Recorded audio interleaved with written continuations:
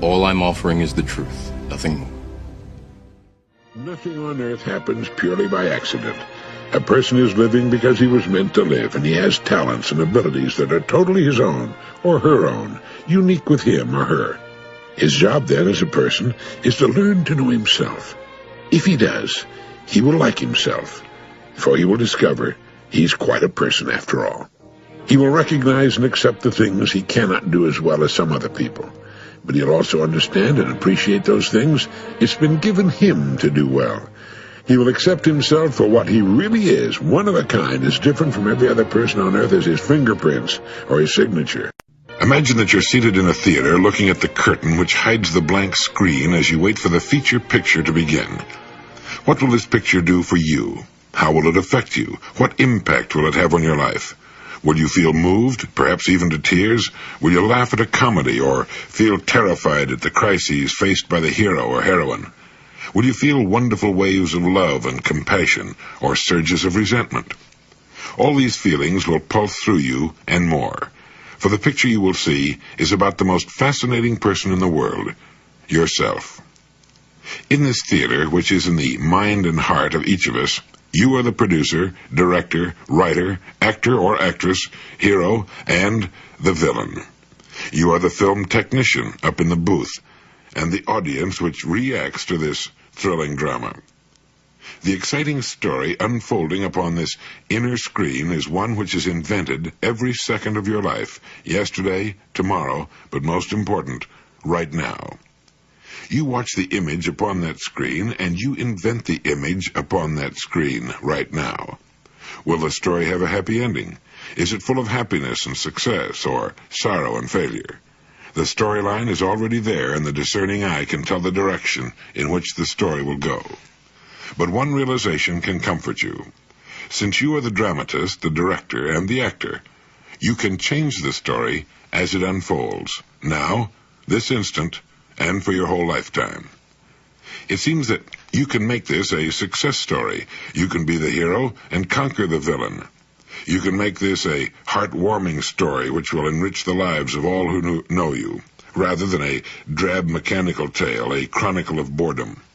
It's all inside you. It all depends on what you do with an image you carry inside you, an image which is your most important tool for good or for ill. It all depends on you and your self-image. The self-image is your own conception of the sort of person you are. It's a product of past experiences, successes and failures, humiliations and triumphs, and the way other people react to you, especially in early childhood. From these factors and from others, you build up a picture of yourself which you believe is true. The picture may be false, and in many cases is false, but the important fact here is that you act just as if it were true. For all intents and purposes, it is true. If it's a good, healthy, successful self-image, fine, but if it can stand some improvement, you can change it for the better and start getting the kind of results such a change will bring about. Our thoughts, habits, even our abilities must be those of the person we believe ourselves to be.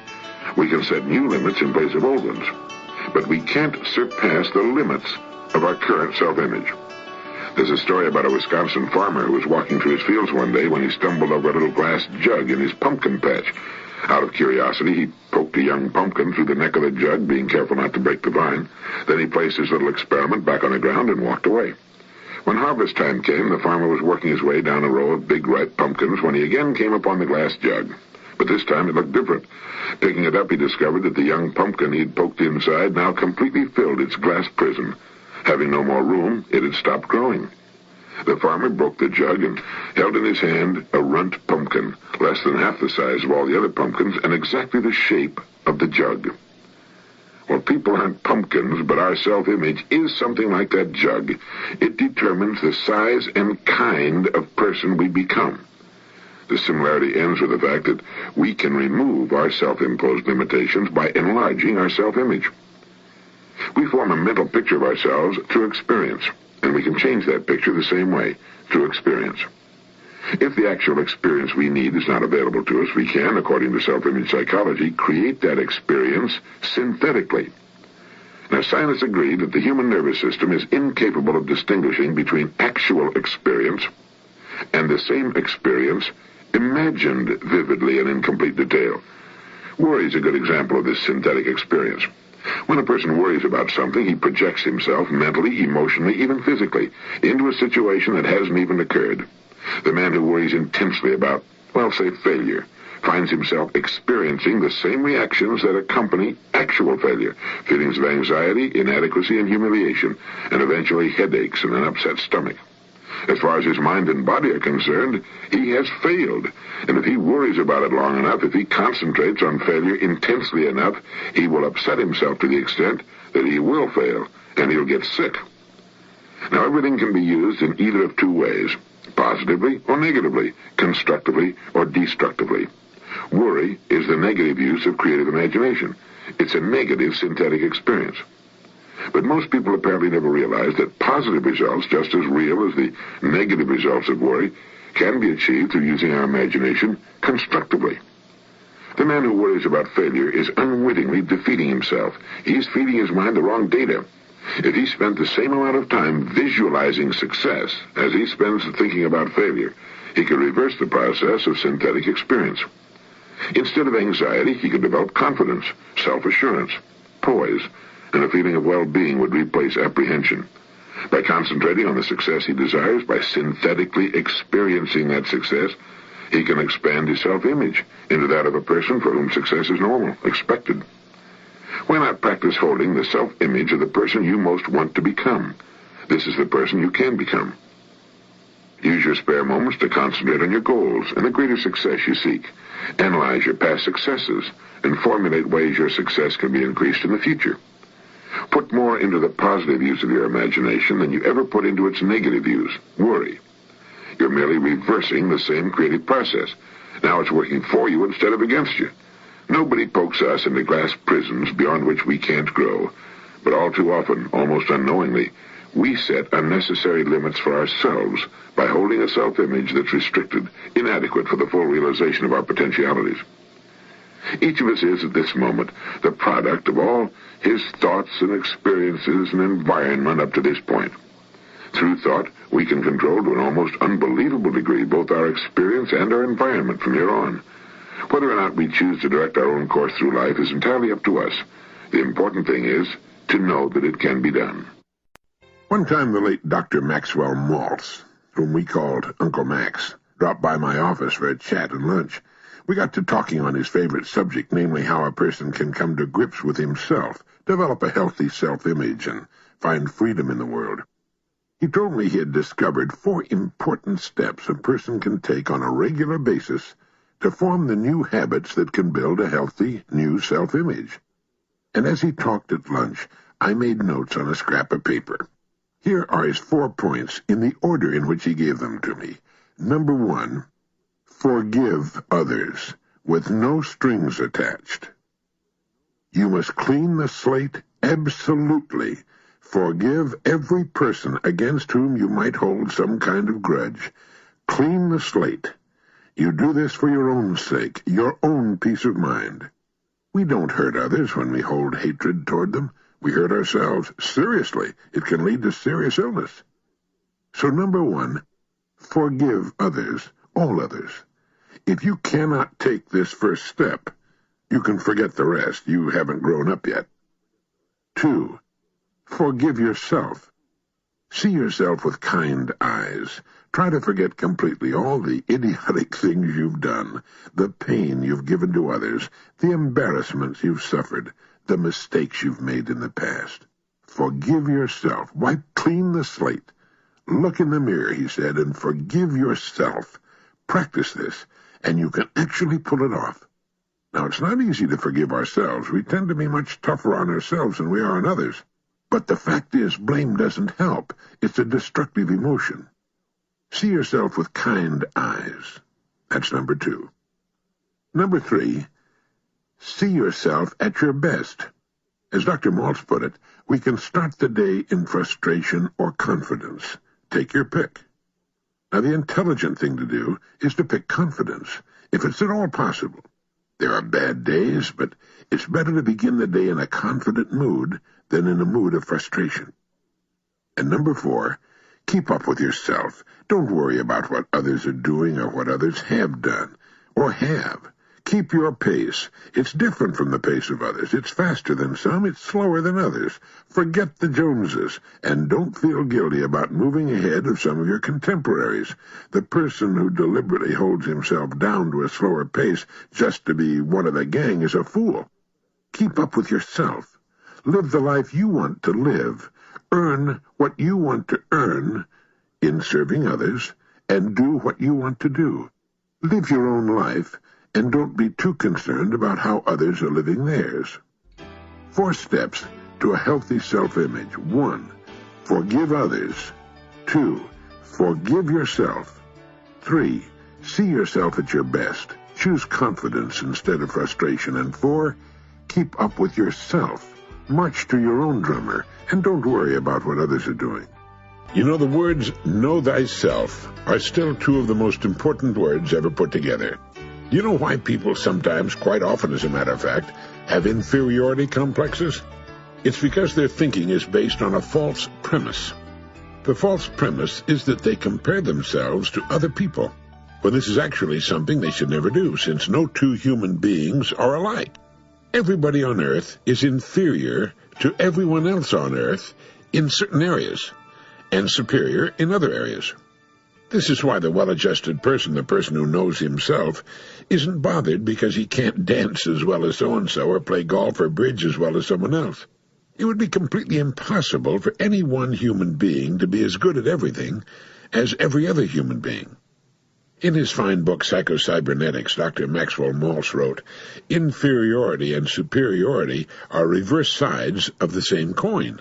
The cure lies in realizing that the coin itself is spurious. You are not inferior or are not superior. You are simply you. You as a personality are not in competition with any other personality simply because there's not another person on the face of the earth like you, or in your particular class. You're an individual. You are unique. You are not like any other person. You're not supposed to be like any other person. And no other person is supposed to be like you." The doctor went on to write, "God did not create a standard person and in some way label that person by saying, 'This is it.' He made every human being individual and unique, just as he made every snowflake individual and unique. God created short people and tall people," Dr. Maxwell Maltz wrote, "large people and small people, skinny people and fat people, black, yellow, red, and white people. He's never indicated any preference for anyone's size, shape, or color. Abraham Lincoln once said, 'God must have loved the common people, for he made so many of them.' He was wrong. There is no common man, no standardized common pattern. He would have been near the truth had he said, 'God must have loved uncommon people, for he made so many of them.' Anybody could make himself feel inferior if he didn't realize that he's unlike any other human being who ever lived on Earth. If he understands fully and completely, intellectually and emotionally, that he is a unique and different individual, he cannot have an inferiority complex. How could he? Since there's no standard against which to judge if every person is different, and every person is different, man and woman. Nothing on Earth happens purely by accident. A person is living because he was meant to live, and he has talents and abilities that are totally his own, or her own, unique with him or her. His job then as a person is to learn to know himself. If he does, he will like himself, for he will discover he's quite a person after all. He will recognize and accept the things he cannot do as well as some other people, but he'll also understand and appreciate those things it's been given him to do well. He will accept himself for what he really is, one of a kind, as different from every other person on Earth as his fingerprints or his signature. A human being is the finest, the noblest, the most godlike creature ever produced on Earth.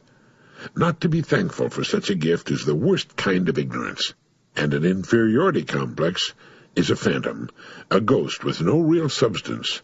In the light of knowledge, it disappears.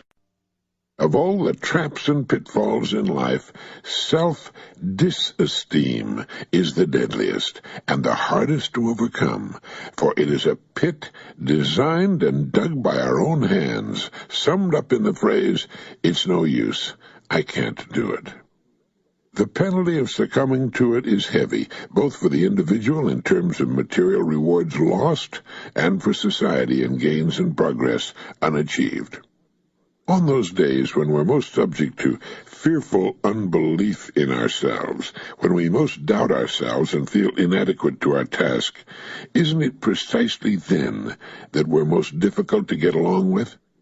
We simply must get it through our heads that holding a low opinion of ourselves is not a virtue, but a vice. Jealousy, for example, which is the scourge of many a marriage, is nearly always caused by self-doubt. The person with adequate self-esteem doesn't feel hostile toward others. He isn't out to prove anything. He can see the facts more clearly, isn't as demanding in his claims on other people. The housewife who felt that a facelift might cause her husband and children to appreciate her more really needed to appreciate herself more. Middle age, plus a few wrinkles and a few gray hairs, had caused her to lose self-esteem. She then became supersensitive to innocent remarks and actions of her family. And so here's Dr. Maxwell Maltz's prescription for restoring your self-esteem. Stop carrying around a mental picture of yourself as a defeated, worthless person. Stop dramatizing yourself as an object of pity and injustice. You know, the word esteem literally means to appreciate the worth of. Why do men stand in awe of the stars and the moon, the immensity of the sea, the beauty of a flower or a sunset, and at the same time downgrade themselves? Did not the same Creator make man? Is not man himself the most marvelous creation of all? This appreciation of your own worth is not egotism unless you assume that you made yourself and should take the credit. Do not downgrade the product merely because you haven't used it correctly. Don't childishly blame the product for your own errors like the schoolboy who said, "This typewriter can't spell." But the biggest secret of self-esteem is this.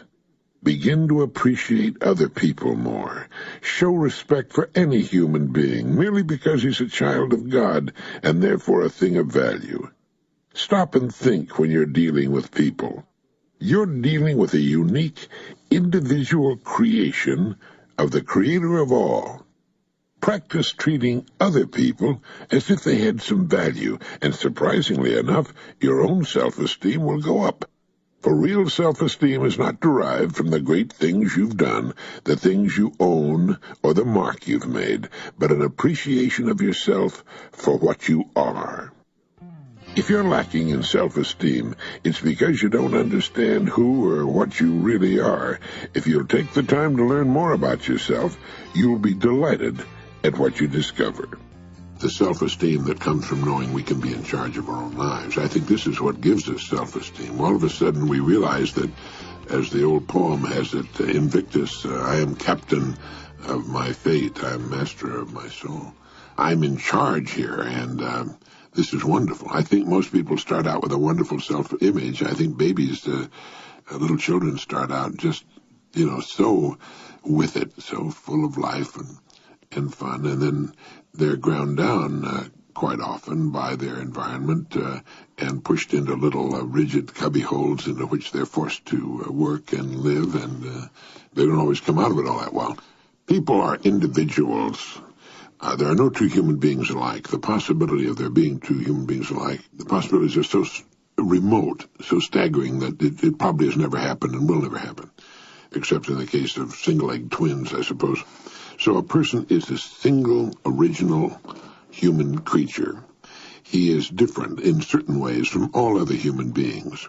Yet when he gets into kindergarten and into school, he's forced to be like all the other little kids. He has the same desk, he has the same pencils, does the same studies. He begins to be pushed into a part of a group.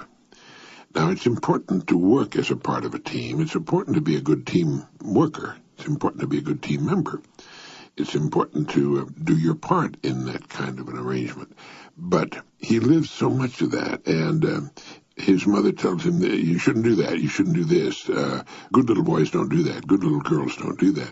He is milled down to some extent until he begins to see himself, or she begins to see herself, as sort of an indistinguishable member of a large group of people that age. And then, of course, youngsters go through a time when it's very important that they be accepted by their peers.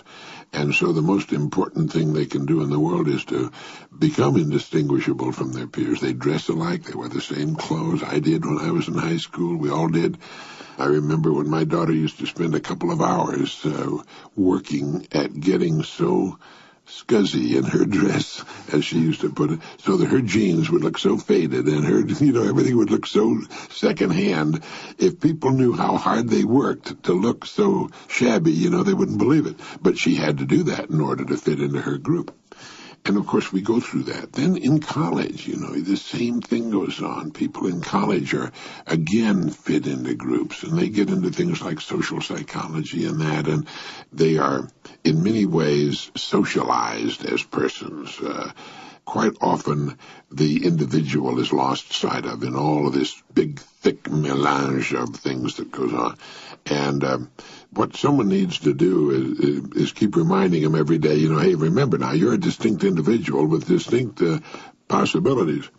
And, of course, they don't do that.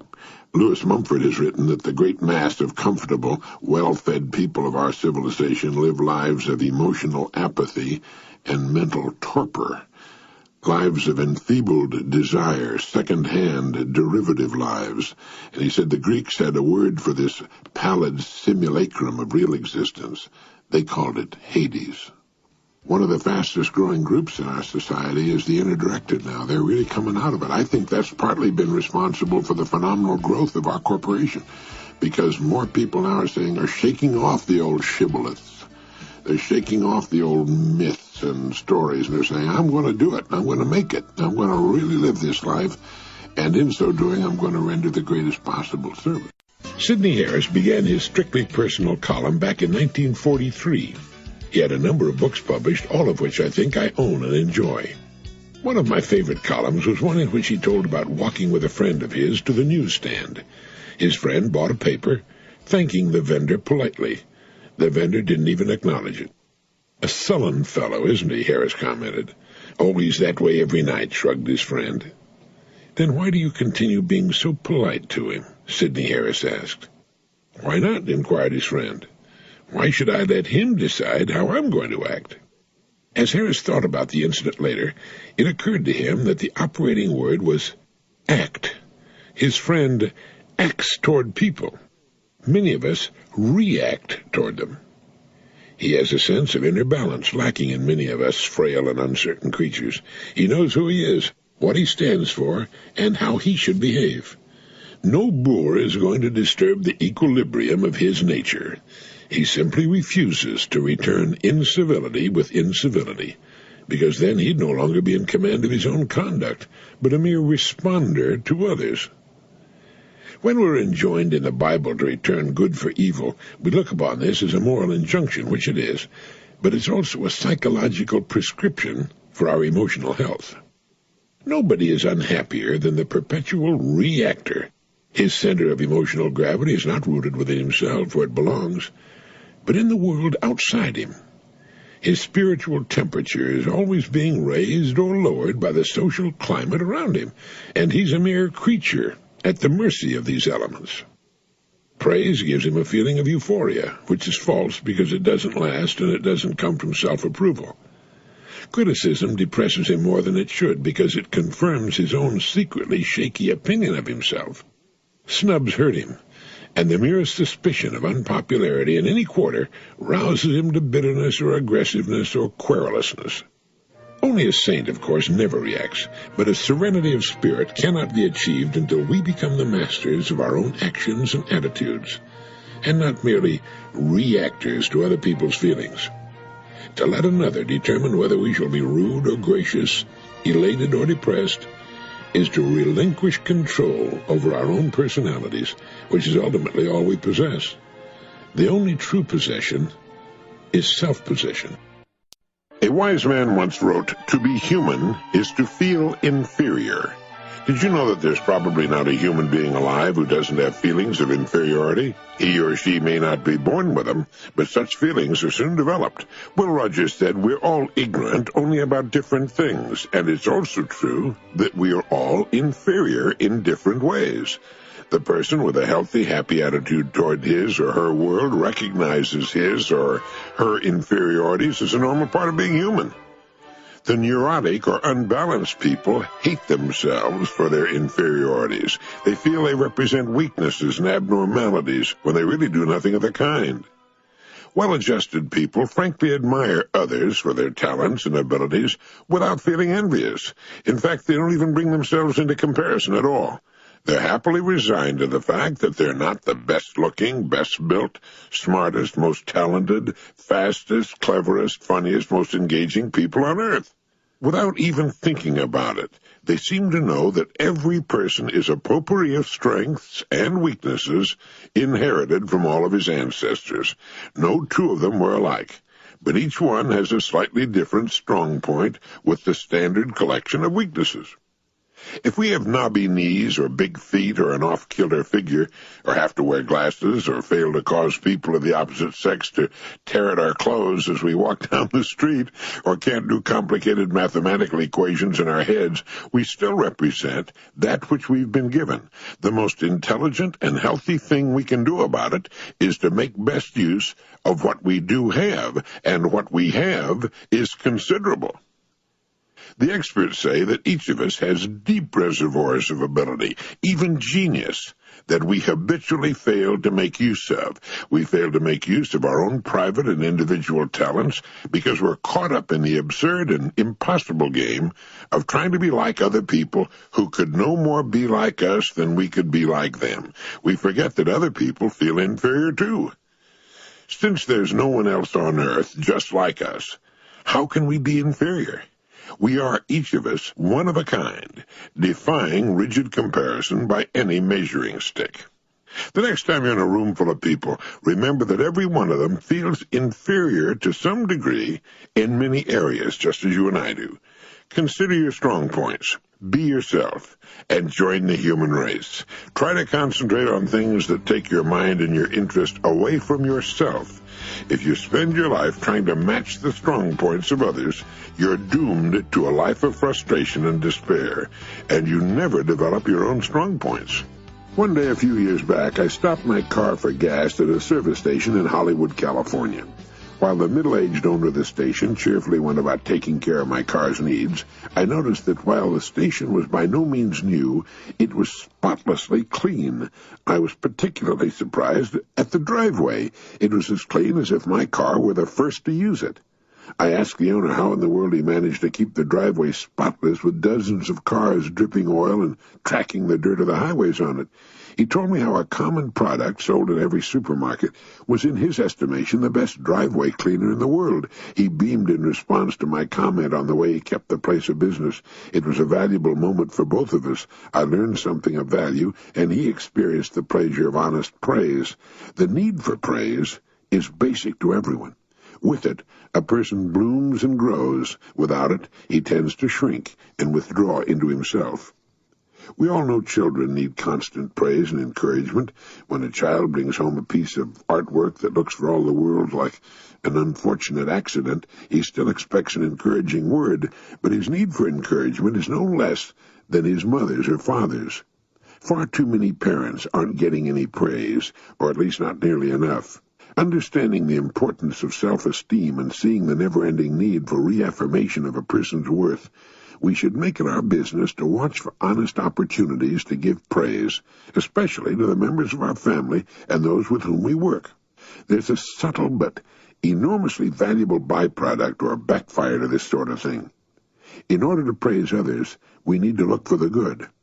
It forces us to concentrate on what's right with people and the things they do rather than on what's wrong. It focuses our attention on the positive side of the ledger and, as a result, makes us happier, more productive, and more pleasant to be around. Then, too, people like those who praise them and recognize their value. When we give praise, we attract a larger circle of friends. And finally, giving praise is the best-known way to receive it. It's hard for anyone to compliment a chronic grouch.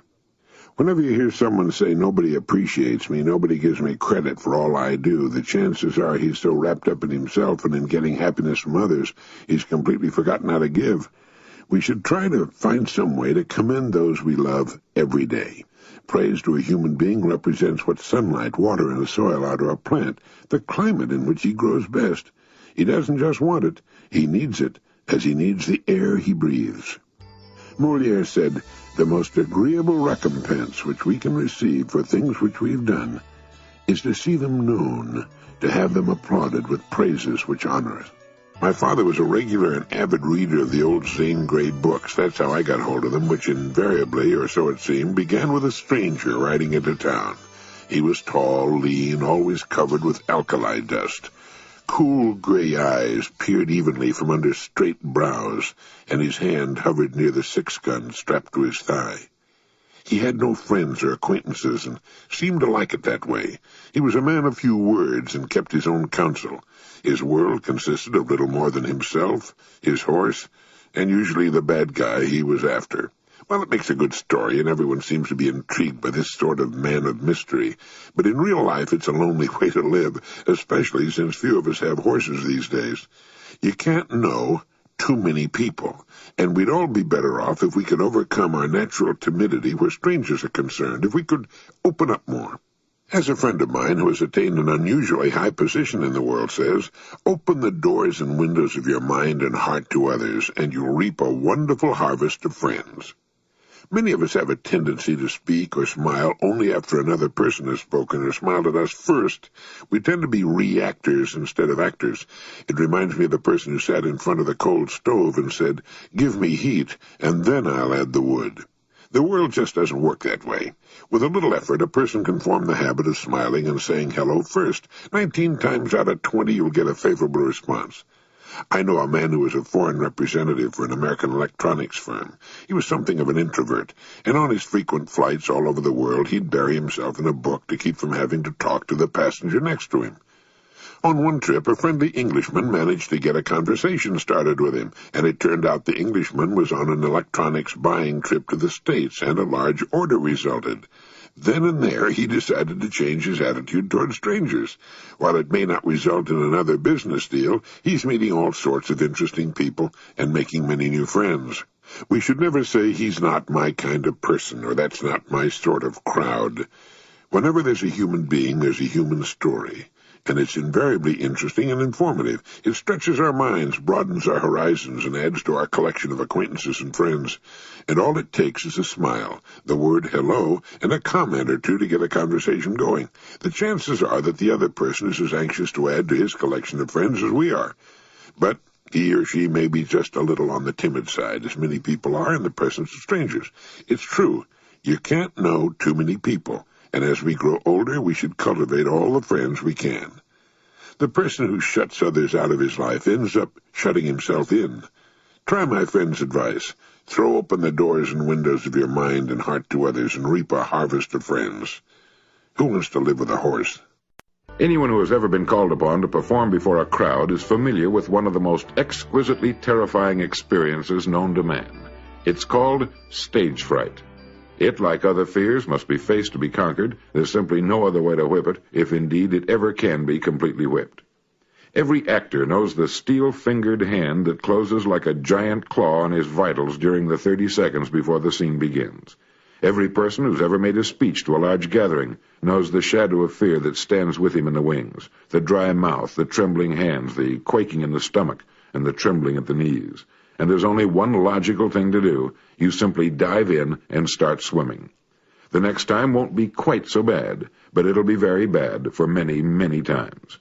I read a little article in Success Unlimited magazine written by Marjorie B. Nagel called The Big Me Within Us, and the story is told that on opening night, before the great Enrico Caruso became famous, he was overcome by stage fright, and as he stood in the wings, his throat contracted with a spasm of terror. Sweat poured from him, and he was on the verge of running away.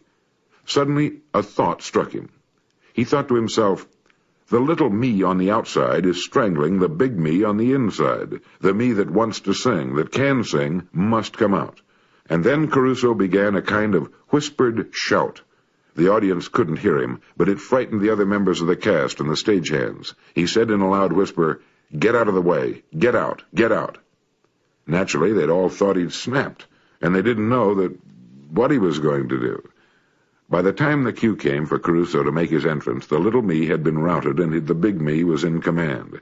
After Caruso finished his aria, the audience rose to its feet, cheering and shouting bravo. A powerful force had been put into the person of Caruso. Only when he recognized that a weak force was holding it back and acted upon that knowledge did the stronger one come through.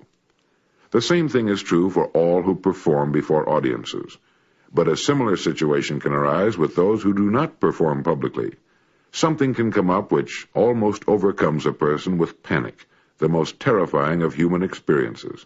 And regardless of what it happens to be, this same formula can be made to work to restore the senses and summon up the strength and ability to fight down the panic and attack the situation with good judgment and ability. Each of us is a combination of two forces. The one comprises all of our strength, talent, and abilities. The other is the cynic, the critic, the doubter which tries to bury us in a corner. One must win, and when it's the little cynic, it's because we don't know our own strength. A tiger is being forced to sit on a stool by a little man with a chair in his hand. It's worth thinking about, because certainly an experience like this comes to all of us, at one time or another. Swift said, "Although men are accused of not knowing their own weakness, yet perhaps a few know their own strength. It is in men as in soils, where sometimes there is a vein of gold which the owner knows not of." Dr. Roger Berkman of Houston, Texas, a real expert on people and why they function as they do, has said that we are as we see others. So if you're interested in a deep and truthful insight into yourself, you are as you tend to see other people. If you trust other people, you're a trustworthy person. If you love others, you're a lovable person. Dr. Berkman also has written that we are least tolerant of those negative traits in others that we ourselves possess. When we're suspicious of the intentions of others, it's because our own intentions are often not what we would want others to believe them to be. We create others in our own image. Another Dr. Berkman quotation. We create others in our own image. Soren Kierkegaard has written the majority of men are subjective towards themselves and objective towards all others. Terribly objective sometimes, but the real task is to be objective toward oneself and subjective towards all others. Our confidence in people and our doubt about them are closely related to our self-confidence and our self-doubt. Strength and tolerance are partners. Strength and tolerance are partners. I like that one. Really strong people are tolerant people. They're tolerant around children and their wives, with their fellow workers and subordinates, even with their superiors. Strength and tolerance go together. You can make a pretty accurate assessment of your true strength as a person by measuring your degree of tolerance. So how are you doing in the tolerance department? My friend Jack Davis provided me with a good idea in this department. Next time you meet someone who does not behave as you do, no matter what his age, color, creed, or class, instead of asking why he acts as he does, why not, just as a mental exercise, step outside yourself and find out why you act or react as you do? The tolerant person says to himself, when he sees someone doing or saying something that he doesn't understand, I wonder what his reason is for doing or saying that. There must be a reason there. And remember that we are least tolerant of those negative traits in others that we ourselves possess. I used to become furiously angry at drivers who would block the pedestrian crosswalk at intersections, until one day I found myself doing it.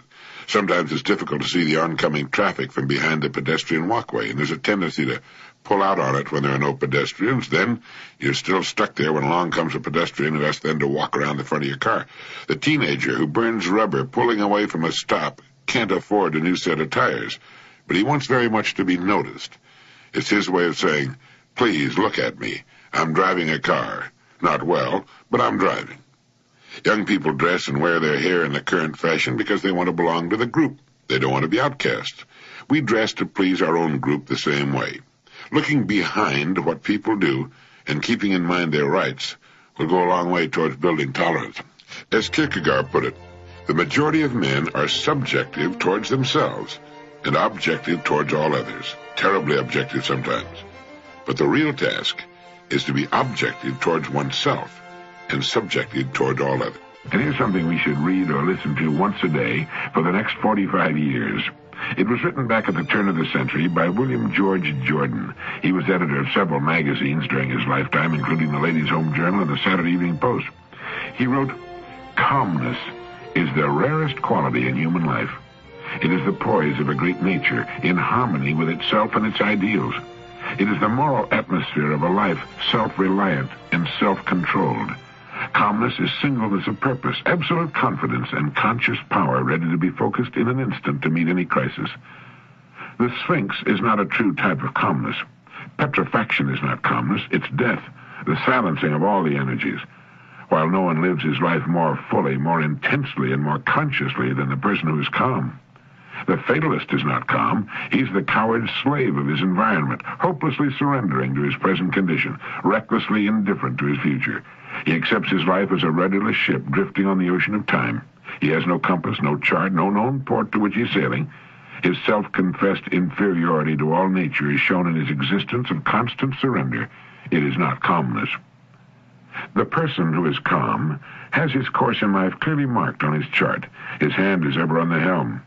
Storm, fog, night, tempest, danger, hidden reefs, he's prepared and ready for them. He's made calm and serene by the realization that in these crises of his voyage he needs a clear mind and a cool head.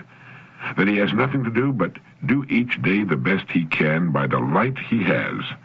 That he will never flinch nor falter for a moment. That though he may have to tack and leave his course for a time, he'll never drift. He'll get back into the true channel. He'll keep ever headed toward his harbor. When he will reach it, how he will reach it matters not to him. He rests in calmness, knowing he's done his best. When the worries and cares of the day fret you and begin to wear upon you and you chafe under their friction, be calm. Stop. Rest for a moment, and let calmness and peace assert themselves. If you let these irritating outside influences get the better of you, you're confessing your inferiority to them by permitting them to dominate you. When the tongue of malice and slander, the persecution of inferiority, tempt you to retaliate, when for an instant you forget yourself so far as to hunger for revenge, be calm. When the gray heron is pursued by its enemy, the eagle, it does not run to escape. It remains calm, takes a dignified stand, and waits quietly, facing the enemy unmoved. With the terrific force with which the eagle makes its attack, the boasted king of birds is often impaled and run through on the quiet, lance-like bill of the heron. No person in the world ever attempted to wrong another without being injured in return, some way, somehow, sometime. Remain calm. Now, all of that was written at the turn of the century and in language that today might sound a bit affected and archaic. It's a good message. If ever there were a quality needed in the crisis-filled world of today, it's calmness, and the kind of clear thinking calmness produces. I wonder how improved our days would be if we would make it a point to go over that little message every morning. On the occasion of his 75th birthday, Mark Van Doren, the American writer, poet, critic, and educator, was interviewed by a reporter for Life magazine, and one of the things he said stuck in my mind. I've saved this. He said, "It takes courage to be happy." And in those 6 words, he said a great deal. Any person can wallow in misery and self-pity. It's easy to rail against the world and its injustices. Easier still to sit down and do nothing, like the famous hound dog with its tail in the crack. But it takes courage to be happy. When he said it takes courage to be happy, he didn't mean happiness today or tomorrow or a week from next Thursday. He meant to be happy as a general, relatively constant way of living. To be a happy person as opposed to a generally unhappy person. And it does take courage, courage of a high order. The world is full, it seems, of the "it's too good to last" or "it's just my kind of luck" people who expect bad luck and rejection as confidently as they expect the sun to rise the next morning. They're people who were given bleak and disappointing starts in life. Tolstoy said man is meant for happiness, and this happiness is in him, in the satisfaction of the daily needs of his existence.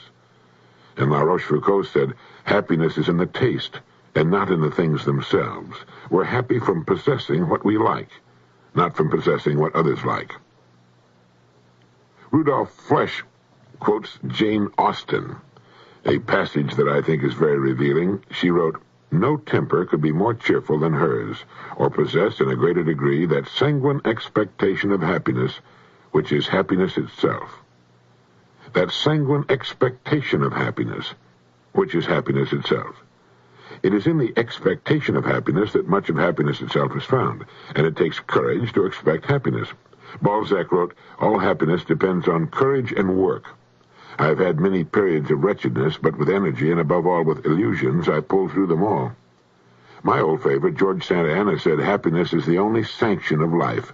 Where happiness fails, existence remains a mad and lamentable experiment. Bertrand Russell put it well when he said, "Contempt for happiness is usually contempt for other people's happiness, and is an elegant disguise for hatred of the human race." The Chinese philosopher Lin Yutang said, "I've always been impressed by the fact that the most studiously avoided subject in Western philosophy is that of happiness." A French philosopher said much the same as did Marc Van Doren. He said, "To live, we must conquer incessantly. We must have the courage to be happy." We've all seen people seriously handicapped in one way or another who are wonderfully cheerful and happy people, and we've wondered how they do it. We've said to ourselves, "I don't think I could be happy if I had his or her affliction." These people are happy because they're courageous, and because they don't like the alternative. C.S. Lewis said, "Courage is not simply one of the virtues, but the form of every virtue at the testing point, which means at the point of highest reality." In our modern world, with debate over a common sense of morality, we are faced with questions of right and wrong every day. It's not unusual to feel our virtues being tested. Mostly they're small things. But even when a firm system of beliefs are present, choices can be difficult. It has been said that courage is faith put into action. When a person has faith in himself, in his values, and in the worth of the goal being pursued, sometimes the simplest of acts can be the most courageous of acts. Courage is acting on what you are. My old friend Dr. Harold Blake Walker of Evanston sent me something sometime back that I enjoyed tremendously, and I think you will too. He wrote, "We live by faith, or we do not live at all. Either we venture, or we vegetate. If we venture, we do so by faith, simply because we cannot know the end of anything at its beginning. We risk marriage on faith, or we stay single. We prepare for a profession by faith, or we give up before we start. By faith, we move mountains or opposition, or we're stopped by molehills. Faith, however, is not often tranquil and steady. It ebbs and flows like the tides of the restless sea. Normally, like Browning's bishop, we are forever exchanging a life of doubt, diversified by faith, for one of faith, diversified by doubt. Yesterday, we began the day with confident hope, with trust in his promise. Last night, perhaps after a trying and troublesome day, we were beset by doubt and anxiety. We grope and fumble in search of certainty, wishing we could escape the doubts that haunt us. The peril is that we shall cease groping on through our doubts and live only on our negations. What we need, you and I, is faith strong enough to bear the burden of our doubts. No man ever drilled an oil well without being troubled by misgivings as the drill chewed downward toward producing structures, but only a fool would cease drilling halfway to the hoped-for pool. It was William Morris, the painter, who wrote, "I tell you, it's no joke to paint a portrait. Into the painting of every picture that's worth anything there comes a period of doubt and despair. The artist, however, goes on with his work beyond his doubt to creative achievement. Faith enough to carry our doubts. It's enough. Perhaps it's all we can manage when fears assail and doubts annoy. Maybe we can do no more than grope on through our uncertainties, pursuing the enterprises of our lives in the grim trust that the end will justify the struggle. If, despite our gnawing doubts, we can muster faith enough to take a single step on the road to where we're going, we are on the way to creative achievement. Every triumph of the human spirit begins with one step taken in faith. The single step is the small handle to great matters. No man or woman ever won a worthy triumph without faith to keep on and on, always able to last at least 5 minutes longer. There's one further thing to be said, namely that worthy triumphs cannot be won without faith enough to maintain our integrity.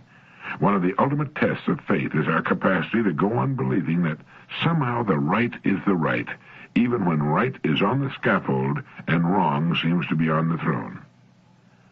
All of the great ventures of our lives require faith enough to bear the burden of our doubts, so that we're able to take the first step in the direction in which we wish to go. Enough of faith to keep on going through struggle and strain, and to maintain integrity on the way. I like that. Yes, faith is the assurance of things hoped for, the conviction of things not seen. And we need to exchange a life of doubt, diversified by faith, to a life of faith, diversified by doubt. Let me ask you a rather personal question. What do you believe in? Now, it sometimes seems that there's so much doubt, fear, and cynicism, so much tongue-in-cheek and wise guy elbow rib poking that we've come to the place where people don't believe in anything anymore. People doubt their own capacity for judgment, for knowing what's right or wrong. They wait to see what others do or say before they'll express an opinion of their own. So, what do you believe in? Now, this is not an unimportant question. It's as vital that each of us decides exactly what he does believe in as anything else, and I'll tell you why. It is what you believe in that will determine the course of your life, what happens to you, and your ultimate destiny. The great truth, as you believe, so shall it be done unto you, seems to go almost unnoticed today. But that's the way it works. What you believe in is what will happen to you. For belief is faith, and faith is still the greatest power on earth. A young medical student was being examined by a board of distinguished doctors to determine whether or not he would receive his license to practice. They asked him, "Why do you want to be a physician?" And he replied, "I've known I was going to be a doctor for as long as I can remember. There's simply no question about it. I'm going to be a practicing physician and a good one." He didn't beg the question. He told them he was going to be a doctor. They had no choice in the matter. The difference between faith and wanting or wishing is that with faith we know what's going to be. With the others, we're only hoping. It's what we believe that makes us the kind of people we are. The greater our faith, the greater we become. People who let others do their thinking for them, who will not venture forth an opinion on any subject until they're sure that what they say will be met with approval and acceptance, do not believe. They conform to a picture of what they think others want them to be like. They are chameleons, ready to take on any hue their surroundings demand. They have no deep anchors of belief, and so drift aimlessly on the surface of life. So when I ask you, what do you believe in, I meant, what do you have faith in? What would you be willing to risk everything you have on, because of the certainty of your belief? If a person believes he's not much of a person, that's what he is. If he believes that he has value, that there's no other person on earth exactly like him, and that he has an important contribution to make, and that he can reach the goals he sets for himself, these things are then true and will come to pass. People remain where they are because they believe that's where they ought to be, and they rise to new heights of achievement and ability because they believe they will. The greatest teachers who ever lived, men whose minds soared far above those of their times and whom we still read and believe, said that according to our faith will it be done unto us. And that, my friend, is the way it works. There are no arguments, no exceptions, no hair-splitting. What do you believe? Then that's what you are. The worst thing that can happen to a person is to lose his belief in something great and important to him. For with belief gone, faith is gone. And when that's gone, there isn't anything left. The name of this book is Edward R. Murrow's book, This I Believe. I talked about this once before on this program, and it's quite a thing. Edward R. Murrow writes in the foreword of the book, he says, "In the autumn of 1940, when Britain stood alone, when the bombers came at dusk each evening and went away at dawn, I observed a sign on a church just off the East India Dock Road. It was crudely lettered, and it read, 'If your knees knock, kneel on them.' I quoted that sign in a broadcast to America that night, but didn't fully understand it. For even in those dark days, I could observe no more kneeling or knocking knees than at the time of Munich. The imminence of disaster brought no spiritual revival, and yet at a time when most men, save Englishmen, despaired of England's life, there was a steadiness, a confidence, and determination that must have been based on something other than a lack of imagination. We all remember the almost unbelievably gallant stand made by Great Britain when she was threatened with extermination. As the months wore on and the nights lengthened and the casualty list mounted, I became more concerned to try to understand what sustained this island people. What belief or what mythology caused them to stand so steady in their shoes? In part, it was ignorance of their own weakness. In part, it was a reluctance to appear obvious by expressing doubt as to the ultimate outcome. But at bottom, this calm confidence stemmed from a belief that what they were defending was good. That Englishmen had devised a system of regulating the relationship between the individual and the state which was superior to all others and which would survive even though cold military calculations concluded that the state was doomed. Well, there was little logic in this British belief. Unconsciously, they dug deep into their history and felt that Drake and Raleigh and Frobisher and Hawkins and Cromwell and all the rest were looking down at them, and they were obliged to appear worthy in the eyes of their ancestors. But above everything else, they believed. They believed not only in themselves, but that they were fighting against evil things, and the fight was worthwhile. No democracy has been nearer the fire and survived than was Britain in that long winter. And one reason for survival was that the nation did not betray the things in which it believed.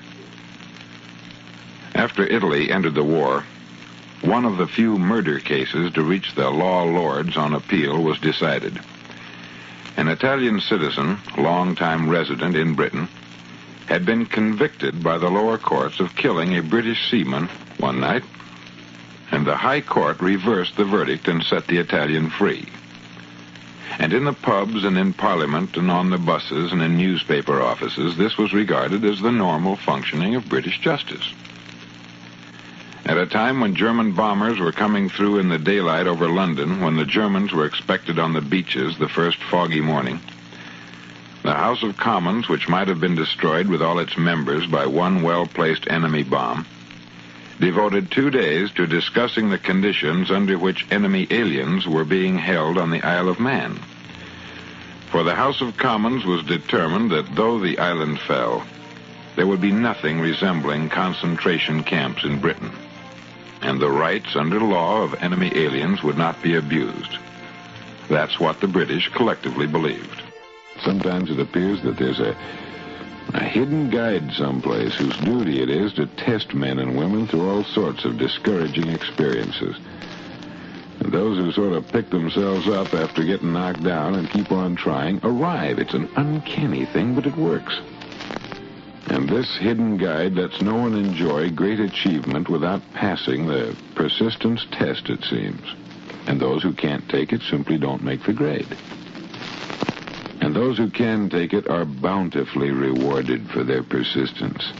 They receive as their compensation whatever goal they're pursuing, and that's not all. Because they receive something infinitely more important than material compensation, although they get that. But they get the knowledge that every failure brings with it the seed of an equivalent advantage. There are exceptions to this rule. A few people know from experience the soundness of persistence. They're the ones who have not accepted defeat as being anything more than temporary. They're the ones whose desires are so persistently applied that defeat is finally changed into victory. I was reading just the other day about the great Newt Rockney of Notre Dame, who believed and applied this very thing we're talking about. How he had a blood clot in one leg. And his doctors told him that if that blood clot traveled through his bloodstream to his heart, it would kill him. But the Notre Dame team were playing far from home that day, and he insisted on being taken to the game in a stretcher. So they flew him or put him on the train or something. They got him to where the game was to be played. And they took him down to the dressing room where his football players were getting ready for the game. And the perspiration was running down his face, and he was in terrible pain, and he propped himself up on his elbows with a tremendous effort. And he said, "This team you're playing today beat us last year." And he said, "I want you to get out there and win."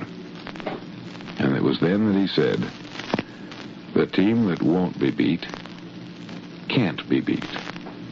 And then he fell back on his stretcher, out of breath and suffering terribly, and the team went out and won the game, and they never lost another game as long as Newt Rockne was alive. Because when they saw that the type of courage that he could develop, how persistently he fought to win, even though he was flat on his back, well, it made giants out of men. And people who stand on the sidelines of life see the overwhelmingly large number who go down in defeat never to rise again. They see the few who take the punishment of defeat as an urge to greater effort. And these, fortunately, never learn to accept life's reverse gear. But what we don't see, what most of us never suspect of existing, is the silent but irresistible power which comes to the rescue of those who fight on in the face of discouragement. Now, if we speak of this power at all, we call it persistence and let it go at that. One thing we all know, if one does not possess persistence, one cannot achieve any noteworthy success in any calling. The great Robert Louis Stevenson has long been one of my favorites, not just as a great writer, but as a man as well. Plagued by a frail body and poor health, destined to die at just 44 years of age, he put more living, more travel, and more work and talent into his short time here on Earth than a million so-called average men. The author of Treasure Island, Kidnapped, Dr. Jekyll, and Mr. Hyde, Stevenson once wrote in a small essay, "As courage and intelligence are the two qualities best worth a good man's cultivation." That's good, isn't it? Courage and intelligence. So it is the first part of intelligence to recognize our precarious estate in life, and the first part of courage to be not at all abashed before the fact. A frank and somewhat headlong carriage, not looking too anxiously before, not dallying in maudlin regret over the past, stamps the man who is well armored for this world, and not only well armored for himself, but a good friend and a good citizen to boot. We do not go to cowards for tender dealings. There is nothing so cruel as panic. The man who has least fear for his own carcass has most time to consider others. So soon as prudence has begun to show up in the brain like a dismal fungus, it finds its first expression in a paralysis of generous acts. The victim begins to shrink spiritually. He develops a fancy for parlors with a regulated temperature.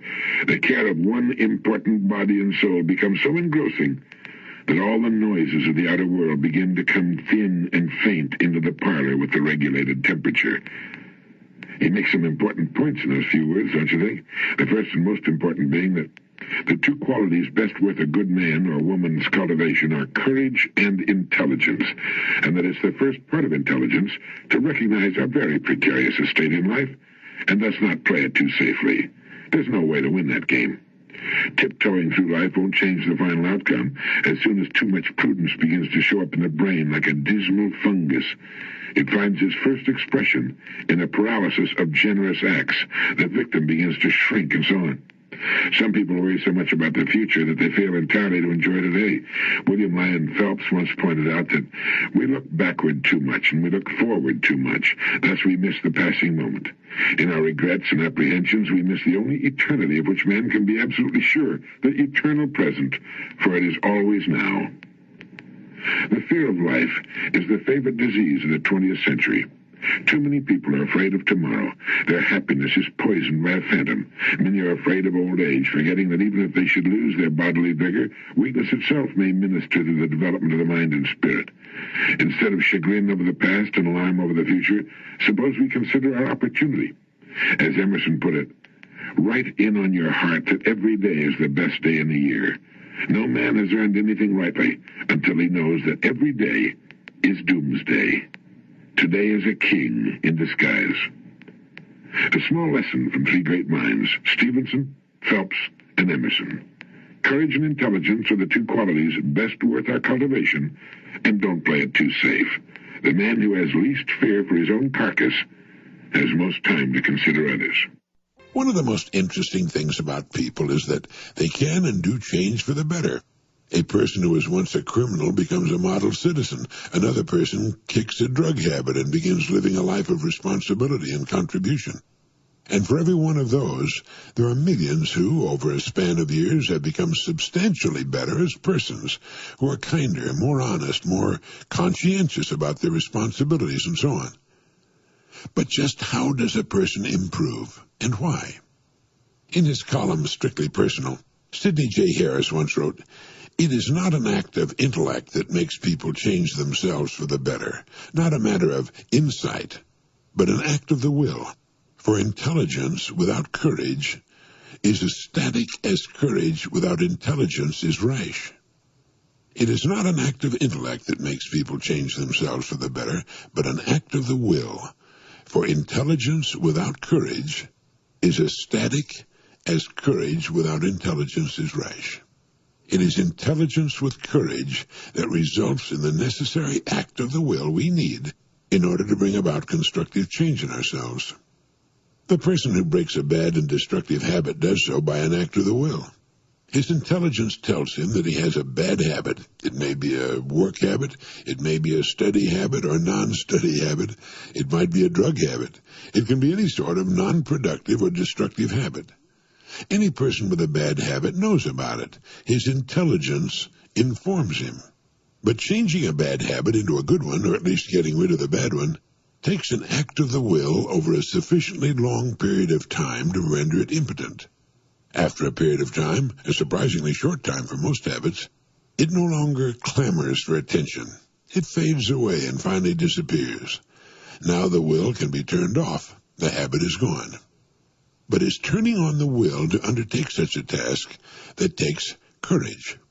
Pericles said, "The secret of happiness is freedom, and the secret of freedom, courage." When we rid ourselves of unproductive and debilitating habits, we literally free ourselves to that degree. The more bad habits we can get rid of, the freer we become, the happier we become, the better our self-image becomes. The secret of happiness is freedom, but the secret of freedom, courage.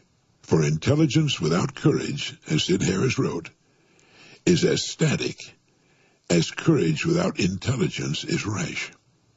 Habits that make us happy we should keep. Habits that lead to unhappiness and illness we should try to muster the courage to end. It's surprising how easily a bad habit is routed once it's faced with courage. As Emerson said, "What a new face courage puts on everything."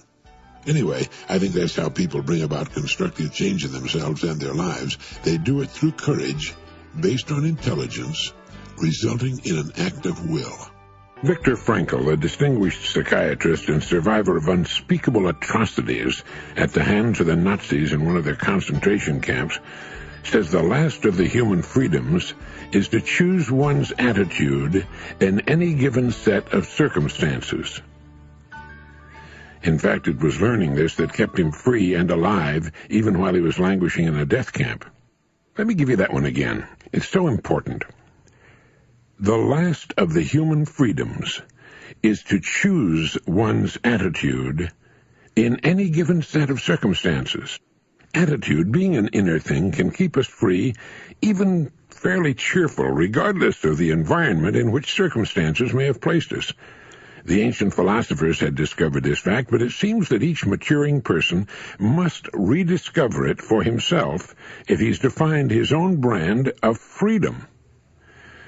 Now, Dr. Frankl also wrote, "Fear makes come true that which one is afraid of." Now, even if it only comes true in the imagination, we must experience the tortures of that which we fear, tortures often as not worse than those if what we feared actually came to pass physically in our lives. It's why the old line, "A coward dies 1,000 deaths, a brave man dies but once," is really true. Fear makes come true that which one is afraid of.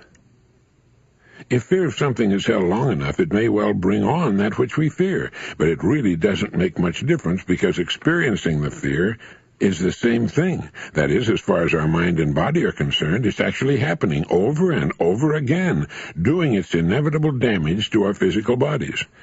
Ralph Waldo Emerson said, "Fear is ignorance." Whenever we're afraid of something, I don't mean the perfectly natural, normal fears that work to keep us alive, but the gnawing, unreasoning, illogical, and neurotic fear of something. It's only because we don't know the real truth about it. If we did, the fear would vanish. That would include a neurotic fear of death, the fear that we are not liked or loved, and so forth. I think the thing to remember here is that when we fear something, it takes its toll on our mind and body just as if that which we fear had in fact come to pass. And we can bring to pass that which we fear, as Dr. Frankl said. But how does a person change an attitude of fear? Well, Dr. William Glasser, whom I'm very honored to number among my good friends, Dr. William Glasser, the distinguished psychiatrist and author of Reality Therapy and Schools Without Failure, says, if you want to change attitudes, start with a change in behavior. In other words, begin to act the part as well as you can of the person you would rather be, the person you most want to become. Gradually, the old fearful person will fade away. Dr. Frankl learned that by controlling his attitude, the concentration camp fell away. His mind was free to roam where he wanted it to roam, think about what he wanted it to think about. It was as free as the birds, freer, really, for it could fly to the ends of the earth, to the ends of imagination in an instant. And so can yours, and so can mine. The last of the human freedoms is to choose one's attitude in any given set of circumstances. We can let circumstances rule us, or we can take charge and rule our lives from within. Just as I was boarding my plane in Sydney, Australia to return to the United States, my old friend Rolly Leopold of Melbourne handed me a small booklet. He said, "I think you'll enjoy reading this on the flight home." The title of the little book was The Gift of Courage, written by Paul Spiker. Let me read a part to you. If you could have as a gift your dearest wish fulfilled, the wish that lies closest to your heart, the thing that you want most in the world, what would you choose? $1 million? Abounding health? A magic solution to business worries? A contented mind? A devoted family? The privilege of traveling only on the hilltops in the morning sun? Escape from the ills of life which are common to all? What gift would be more worthy of you than the fulfillment of an idle daydream? What one thing would help you win through the problems you face today and may face again tomorrow? What gift would enable you to enjoy because you've fought, to rest because you've labored, to reap because you've sown? There is such a gift within your grasp, a gift which you yourself can give yourself, a gift which will bring all the things for which you secretly long, a gift which, like magic, will help clear the troubled roadway ahead and set your feet upon the pathway to real happiness. And that is the gift of courage.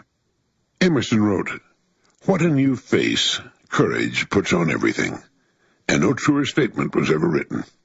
Wherever it appears, courage changes things for the better. Sometimes it's the courage to be silent when a word or phrase leaps to our mind. It's often the courage to get up on a cold, miserable morning when it's the last thing in the world you want to do, to go to work. It's the courage to do what needs to be done when it should be done. It's the courage to discharge a person who should be discharged, and who will probably be better off because of it.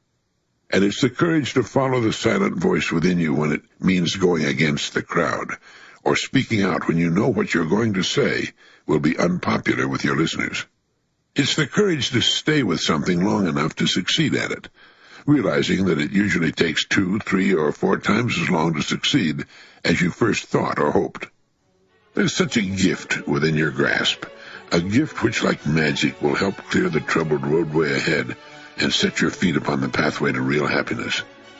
And that is the gift of courage. Do you know what form of punishment people dread more than any other? I'll bet you'd never guess. Well, it's laughter. That's right. As a wise man once wrote, the deepest principle of human nature is the craving to be appreciated, and the exact opposite of being appreciated is to be laughed at. In fact, among the Eskimos, laughter is the only punishment for thieves. If a person is found to be a thief, all the Eskimos in the village laugh at him whenever they see him. As a result, there's very little stealing among Eskimos. This is the reason youngsters in school like to dress alike. I drove by a corner the other day where 4 or 5 girls who looked to be of high school age were waiting for a school bus. They were all wearing identical coats. It appeared at first that they belonged to some kind of an organization which demanded that its members wear uniforms. Even though dressing like everyone else has the effect of removing our individuality and causing us to disappear by blending in with the crowd, it's much better than taking the risk of being laughed at. And since children will laugh more quickly at an individual who's different than adults will, children are much more conscious of wearing what all the other kids are wearing. Laughter is the severest form of criticism, and the fear of criticism keeps us from doing a lot of things. It keeps us from doing a lot of things we should not do, and that's good, as laughter keeps Eskimos from stealing. But it also keeps us from doing a lot of things that we would be better off doing. It is one of the enormous pressures of environment. Take the worker, for example, who avoids doing an outstanding and conscientious job because of the fear that his more cynical associates might laugh at him. Now here, the fear of criticism in the form of laughter could shape a man's life and keep him from the goals and achievements he might otherwise reach, if he weren't so conscious of how his actions will look to others.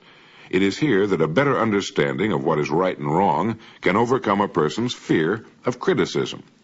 Frequently, being right and doing what is right can bring down upon us criticism and derision while going along with things, even though we know they're wrong, will keep us in good with the crowd and our associates. Now, it's right here that the men are separated from the boys. When our desire to belong to our crowd is more important to us than to stand up for what we know to be right, we have to admit that we are lacking in the 2 most important attributes of a human being, courage and maturity. Winston Churchill once said that courage is the finest quality because it guarantees all the others. And if there's one vital aspect of living successfully that we should get across to our youngsters, it's this.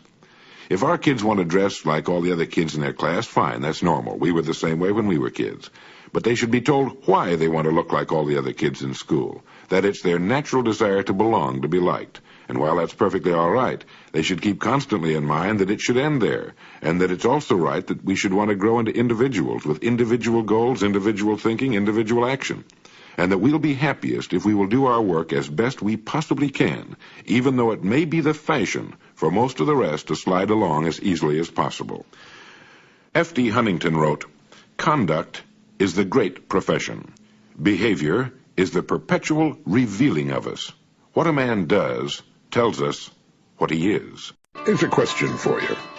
If you came across a plank on the ground, say the plank is 12 feet long, 4 inches thick, and 12 inches wide, you'd have no trouble walking from one end of it to the other. Now let's stretch that same plank between 2 buildings that are 100 feet tall. With nothing under you except 100 feet of air and a street down below, would you walk the same plank now? Same plank, same distance, but a different, more demanding situation.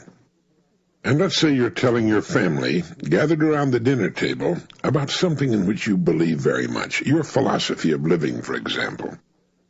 Now change the setting to an auditorium. You're standing on the stage before 1,000 people.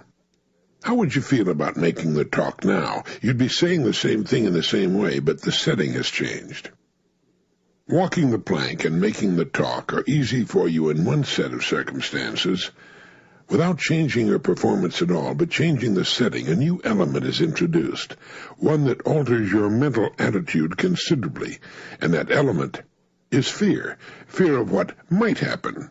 Fear of what might happen under this new set of circumstances turns 2 perfectly simple and natural performances into occasions of great risk, so great that you might refuse to do either of them. Since you know perfectly well that you can walk the plank if it's on the ground, it stands to reason you can walk the same plank anywhere else. If you can make a talk under one set of circumstances, you can make the same talk, and just as interesting, under any other conditions. But fear seems to keep us from taking a formula we know will work under one condition and applying it to a larger situation. The fear of what might happen holds us back. We permit ourselves to fail by default rather than run the risk of failing as a result of having made the effort to succeed. Now, it's not important that we walk the length of the plank, whether it's on the ground or high in the air, and it's not too important whether we make our little talk to the people in the auditorium, perhaps. But how many things are there at which we succeed, at which we could be successful on a much larger scale? It's all a mental game. We play the whole thing out in our minds, and it's there, not in actual practice, that we win or lose. No one can even guess how much is lost by the so-called average person, simply because he fears to make the attempt. His fear of failure in his own eyes and in the eyes of his family and friends, and the possible loss of a small stake, raises a formidable wall between his reality and his dream. So he contents himself to peek at his dream over the top of the wall and wait. Wait until conditions are better, or Uncle Charlie dies and leaves all that money. But waiting just seems to make the wall grow higher. Conditions seem to remain about the same, and Uncle Charlie's going to outlive everybody in the family. And finally, even on tiptoes, you can't see over the wall anymore. It's too high now, and it's too late. Well, so what? It was just an idea, a dream. Yes, that's all it was, just an idea, a dream, but what could it have been? What might it have been if you'd scrambled over that wall before it got too high? You remember when Robert N. Manry, a copy editor at the Cleveland Plain Dealer, sailed from the United States to England in a 13.5-foot sailboat?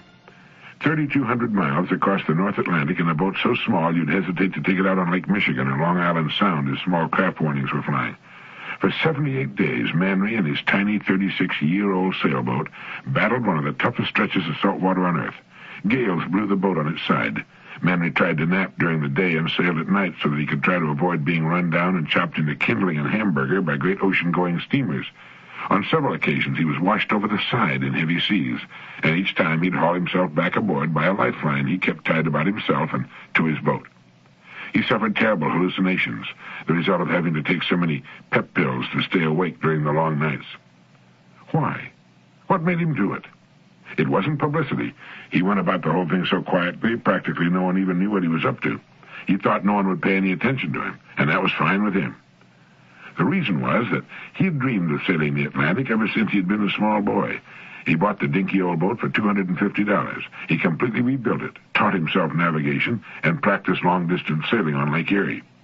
He told his wife the real reason for his embarking on so incredible a journey and so vulnerable a craft. He said to her, "There's a time when one must decide either to risk everything to fulfill one's dreams or sit for the rest of one's life in the backyard." That's why Mr. Manry went sailing over the mountains of deep water in a boat only about twice the size of your bathtub. That's why he sat in his tiny open cockpit and weathered storms that caused the passengers to clear the weather decks of great ocean liners. He was fulfilling a dream he'd carried in his heart since he'd been a small boy. Well, offers for books and magazine articles poured in on him. Cleveland gave him a hero's welcome, as did the 20,000 people who wildly cheered the successful end of his voyage when he arrived in Falmouth, England. It's been proposed to Congress that Manry's boat, Tinkerbell, be placed in the Smithsonian Institution alongside Charles Lindbergh's plane, the Spirit of St. Louis. Courage. The courage to finally take one's life in one's own hands and go after the big dream has a way of making dreams come true. It seems to open hidden doorways from which good things begin to point the way. It's never easy, and the good results come only after we've made the journey in our own way. For Manry, at 47 years of age, it was sailing 3,000 miles of the North Atlantic. Each of us must make his own voyage to fulfillment in his own way. Or sit in the backyard. One of the nicest and most talented people this country ever produced was James Thurber. His writings and cartoons interested and delighted an entire generation, and they'll continue to live in the years ahead. I had the interesting experience of listening to an interview that had been taped some years before James Thurber died, and for the first time discovered why he was blind. When asked about his blindness, he said that he had been shot in the eye with an arrow in 1902 when he was just 8 years old. The other eye, to his and everyone else's dismay, slowly developed sympathetic ophthalmia and gradually went blind also. The amazing thing about it was that for many years James Thurber continued to see with one eye, even though the best eye doctors in the country told him he was completely blind. He didn't know how he could do this, and when asked he could only reply that he didn't know how he could see, but he could. He also said that if the eye in which he had been shot had received prompt and professional attention, it could have been saved, and along with it his vision for life. James Thurber never permitted his handicap to bother him or anyone else. He was cheerful, talented, and hard-working, and he had many thousands of friends. James Thurber was born in Columbus, Ohio in 1894. He became the managing editor of the New Yorker magazine, to which he contributed so many of his humorous articles and cartoons. He was a gifted and highly skilled writer, and permitted nothing to appear in print that he had not first edited and re-edited until it was as good as he could make it. He was probably best known to the general public for his character Walter Mitty, the shy, wife-dominated common man who found release from his humdrum existence in fanciful daydreams of performing heroic acts.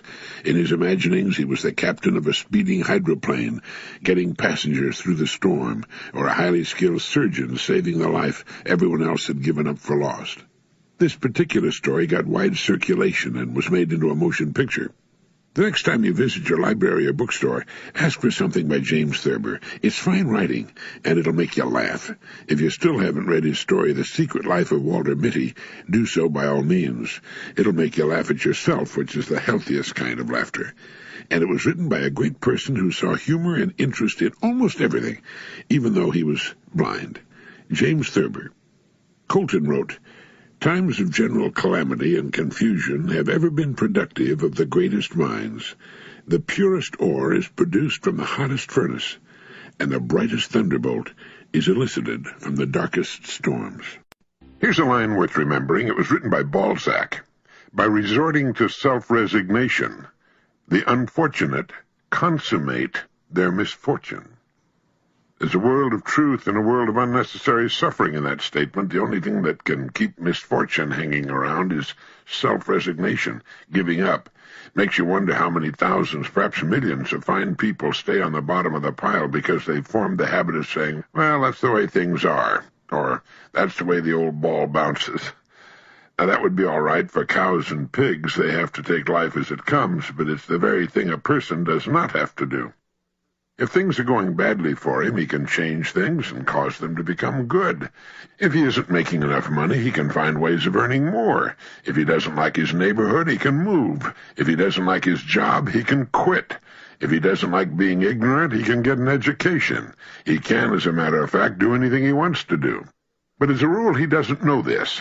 So he shrugs his shoulders, gets a sad look on his face, stands still, does nothing, and says, well, that's the way it is. If everybody had said that from the very beginning, we'd still be running around without any clothes on, throwing rocks at each other. Let's go back to Balzac's little epigram. He said, by resorting to self-resignation, the unfortunate consummate their misfortune. In other words, by wallowing in self-resignation, the unfortunate cause a bad situation to get worse and stay there. Every human being on earth is going to suffer a setback from time to time. Setbacks are a part of life, as are fires, floods, tornadoes, hurricanes, and earthquakes. But fortunately, the human being is a builder and a rebuilder, and he rebuilds better than he builds. He doesn't sit in the aftermath of the storm and resign himself. He builds better next time, so the damage won't be as great or even hurt him at all. That's how skyscrapers evolved from mud huts. Outside of death and taxes, we don't have to resign ourselves to anything. And if the situation is bad, unfortunate, or unpleasant, self-resignation, as Balzac pointed out, will only consummate the fact. To my mind, there are few people more to be pitied than the sighers, resigners, and shoulder-shruggers, those who would rather complain than think, who would rather bleat than take action, who would rather ask for help than help themselves. If you know people like that, it's a good idea to keep away from them unless you're very strong. They'll infect you with their virus, splash you with their mud, and they're almost impossible to help. Like rag dolls, they'll flop right back down again the minute you turn loose of them. Just make sure you don't adopt any of their fatal habits. When things start to look bleak, remember that you have the power to change them, and that you're the only creature on earth with that kind of power. Build better and stronger next time. Do something about it. Change a bad situation into a good one. Don't ask how. Figure it out for yourself. It's been written that it's often better to have a great deal of harm rather than a little happen to one. A great deal of harm may rouse you to remove what a little harm will only accustom you to endure. This is a story about what can happen to a loser. When he was a little boy, the other kids called him Sparky, after a comic strip horse named Sparkplug. Sparky never did shake that nickname. School was all but impossible for Sparky. He failed every subject in the 8th grade. Every subject. He flunked physics in high school, received a flat 0 for the course. He distinguished himself as the worst physics student in his school's history. He also flunked Latin, and algebra, and English. He didn't do much better in sports. Although he did manage to make the school's golf team, he promptly lost the only important match of the year. There was a consolation match, however, and Sparky lost that, too. Throughout his youth, Sparky was awkward socially. He was not actually disliked by the other youngsters. No one cared that much. He was astonished if a classmate ever said hello to him outside school hours. No way to tell how he might have done at dating. In high school, Sparky never once asked a girl out. He was too afraid of being turned down. Sparky was a loser. He, his classmates, everyone knew it, so he rolled with it. Sparky made up his mind early in life that if things were meant to work out, they would. Otherwise, he would content himself with what appeared to be his inevitable mediocrity. But there was one thing that was important to Sparky: drawing. He was proud of his own artwork. Of course, no one else appreciated it. In his senior year of high school, he submitted some cartoons to the editors of his class yearbook. Almost predictably, they were rejected. Despite this particularly painful rejection, Sparky was so convinced of his artistic ability that he decided to become a professional artist. Upon graduating from high school, he wrote a letter to Walt Disney Studios. He was told to send some samples of his artwork, and the subject matter for a cartoon was suggested. Sparky drew the proposed cartoon. He spent a great deal of time on it and the other drawings.